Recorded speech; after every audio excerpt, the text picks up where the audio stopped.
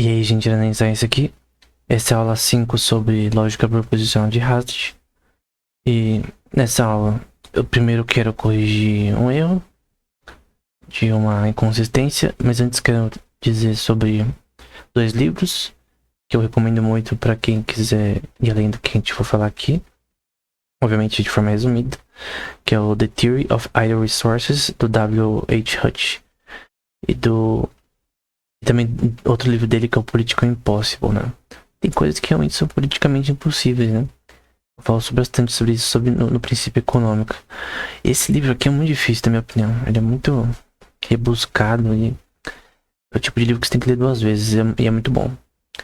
E, assim, mudou a minha perspectiva sobre economia. Esses dois livros, mais que eles sejam da escola de Londres, né? Da economia, eu creio que o W. H. Hutch era um cara muito interessante.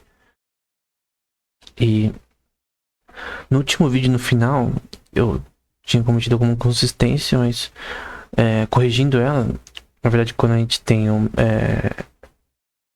menos capital sendo dissipado por um governo, por exemplo, ou por uma gestão administrativa de alguma coisa, a gente tem uma poupança com maior liquidez e também investimentos com maior liquidez. E quando a gente tem maior dissipação de capital, essas duas coisas ficam com problemas. Enfim, no último episódio tava com erro. Nesse livro, A Theory of Idle Resources, né? Ele fala muito sobre capital ocioso, né? Entre outras questões, né? Essa equação aqui, esse W significa salário. E esse MU com L embaixo é utilidade marginal do ócio, que em inglês é leisure. O descanso, né? Então, uma pessoa, por exemplo, trabalha 8 horas por dia, ela tem um tempo de descanso, tanto de dormir quanto de lazer. Talvez a gente pode traduzir como lazer. E embaixo, de consumo, né? Então, a atividade marginal do lazer ou do ócio, a utilidade marginal do consumo é igual a salário. Tem vários, se você fazer um curso de microeconomia, eu lembro de ter feito um, que o professor falava muito sobre essa questão, né? Sobre como importante é lazer para a gente entender sistemas econômicos, né? O ócio, né? Então, a utilidade marginal do lazer pela utilidade marginal do consumo é igual ao salário. Por que isso é tão importante? Vamos supor que você ganha 20 mil por mês, só que trabalha 20 horas por dia, né? A hipérbole, por exemplo. Todos os dias da semana, sem horário de almoço, férias 10 dias por ano e sem folga. Você ficaria nesse job, né?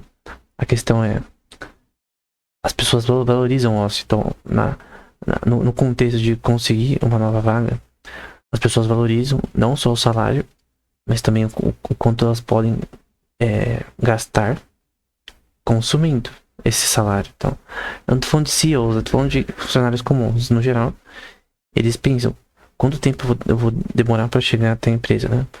Vai ser 5 horas, 3. Isso não vai tirar o meu tempo de descanso e coisa do tipo. Porque na verdade isso pode até atrapalhar o desempenho no trabalho, no fim. Entre outras questões. Então, esse pensamento é muito importante. Mesmo que o salário seja alto. Então tem pessoas que saem de certas áreas que exigem muitas delas para exatamente ter mais essa parte, que é o lazer. Então, um aumento no lazer, principalmente quando a gente fala, por exemplo, de um Uber. Eu vou citar aqui um Uber e um entregador de iFood como exemplo. Que é muito fácil. Eles são autônomos, né? Então, quando eles decidem fazer menos corridas por dia, então mais lazer, eles recebem menos, porque eles recebem pelo quanto eles entregam. Distância percorrida por quilômetro, por exemplo. Que tem um gasto aí de gasolina por quilômetro também. E menos lazer, mais salário. Então seria optar por trabalhar mais. Só que tem a questão. Não necessariamente. Porque se um Uber for ineficiente na sua forma, na sua área que ele fica, na sua forma de trabalho, ele talvez ganhe menos, mesmo trabalhando muito. Então tem Ubers que conseguem trabalhar menos e ter mais eficiência a ponto de ganhar mais do que a pessoa que trabalha mais que ele. Então tem uma questão chamada eficiência, que é uma coisa totalmente objetiva também. Porque o Uber eficiente, ele tem uma experiência, ele tem um conhecimento, né? Ele usa heatmaps para ver as áreas onde tem mais pessoas, ele sabe onde tem as corridas que são mais longas, né? Enfim, tudo isso envolve essa questão.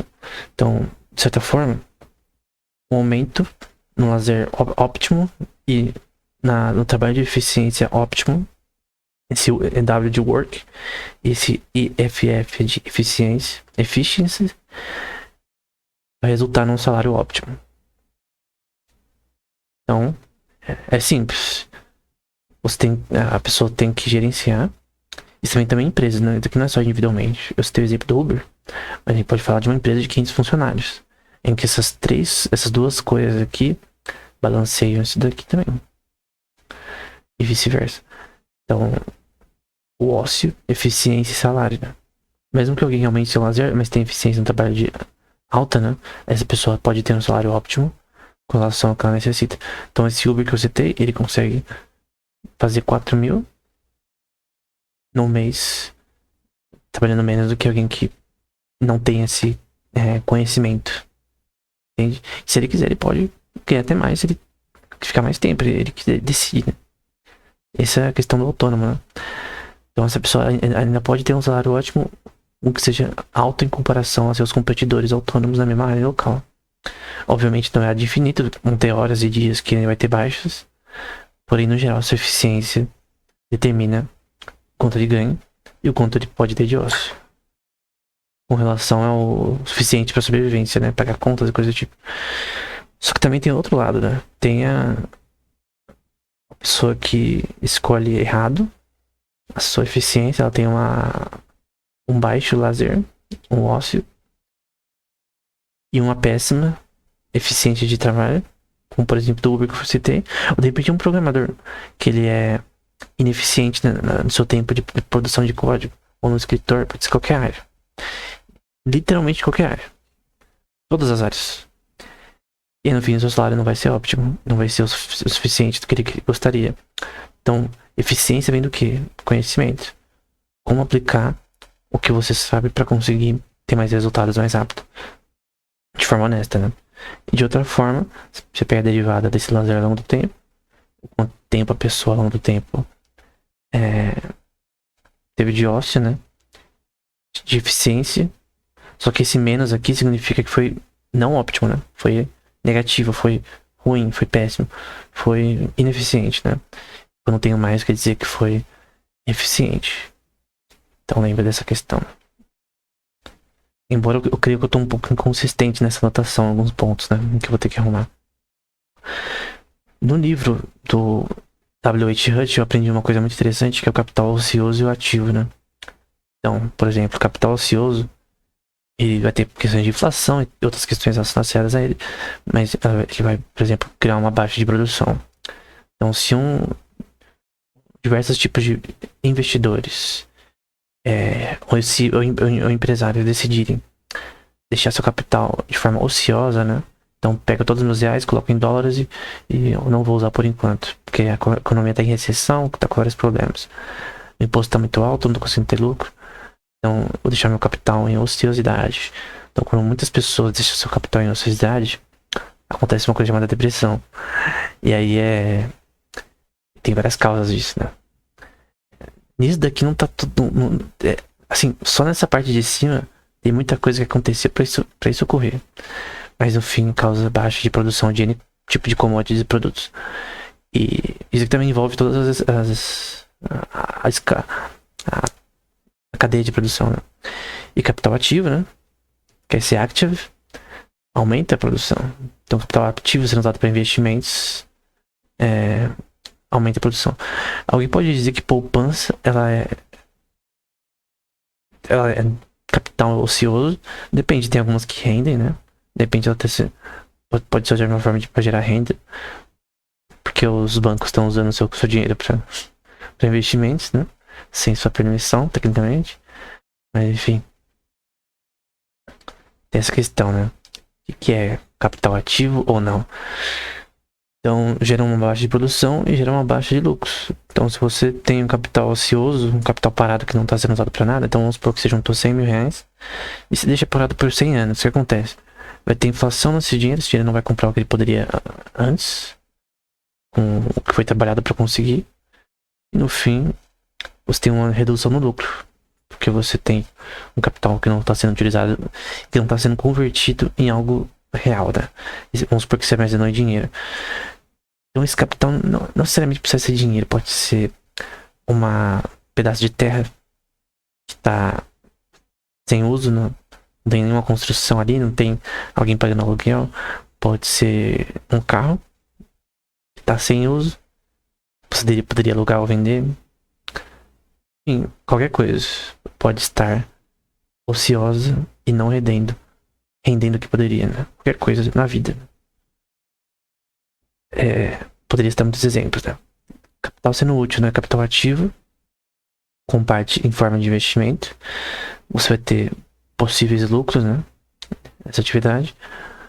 E você pode também ter o capital alternativo, também com mais investimentos, que pode não dar tão certo, né? Em N tipos de investimentos, né? Porque esse FII aqui, N tipos de investimentos, ele pode dar um lucro ou pode ter lucros estáveis, né? Então, é solvente, né? Não consegue continuar, mas... Porque nem sempre os investimentos eles funcionam, às vezes. As empresas têm uma questão comum, por exemplo, no mercado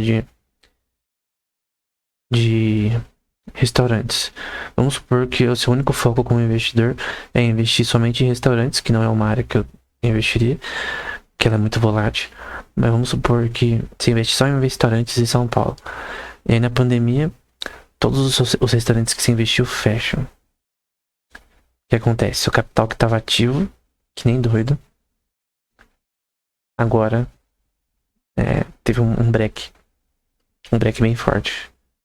Vários dos seus estabelecimentos que você investiu faliram, coisa do tipo. No fim, você tem um capital ativo que, por sua culpa ou por culpa de outros fatores, não deram o lucro que você esperava. Então, não necessariamente capital ativo é capital sendo usado de forma eficiente. O que importa é o resultado, mas a eficiência pode vir de diversas formas em relação ao conhecimento do investidor. Porque no fim, como eu disse anteriormente, porque houveram crescimentos tecnológicos, populacionais, econômicos depois do século XVIII para frente? Conhecimento. O aumento populacional e o aumento econômico veio do conhecimento humano, que aumentou em diversas áreas da ciência, da tecnologia, que permitiram maior produção de comida, maior produção de diversos tipos de produtos, de consumo, enfim. E no fim isso beneficiou toda a população mundial, né? Porque tem países que dependem de outros países que produzem e exportam para eles. Então eles exportam uma coisa e importam outras que eles necessitam. É impossível produzir tudo nacionalmente. Literalmente impossível. Por causa que tem países que vão fazer isso de forma eficiente. Então, literalmente, se você tentar produzir tudo nacionalmente e fechar essa economia, você é burro. Porque você tá simplesmente destruindo seu capital possível, gerado, por querer tentar fazer tudo sozinho. Como aquela velha história do Frederic Bastiat, né? Sobre o filho de um agricultor velho, né? Que ele importava coisas de fora, matéria-prima para agricultura, e terceirizava diversos tipos de serviços. O que ele poderia fazer ele mesmo, ele fazia, mas muitas das coisas ele importava, que obviamente geravam um custo. Aí o filho foi lá e falou, quer saber? Em vez de fazer rotação de plantações, eu vou começar a plantar diversos tipos de alimentos que meu pai não plantava. Eu vou começar a fazer eu mesmo meu próprio vinho. Eu vou começar a não depender de importações dos outros, né? Eu vou fazer tudo sozinho na minha fazenda. O que aconteceu? Ele viu que o custo para fazer tudo sozinho com a mesma eficiência e para gerar abundância para os consumidores era absurdo. E logo, ele destruiu toda a fazenda do seu pai depois que foi passada para ele. Por quê? Porque ele pensou que ele poderia fazer tudo sozinho naquela fazenda. É assim um país que ele se fecha.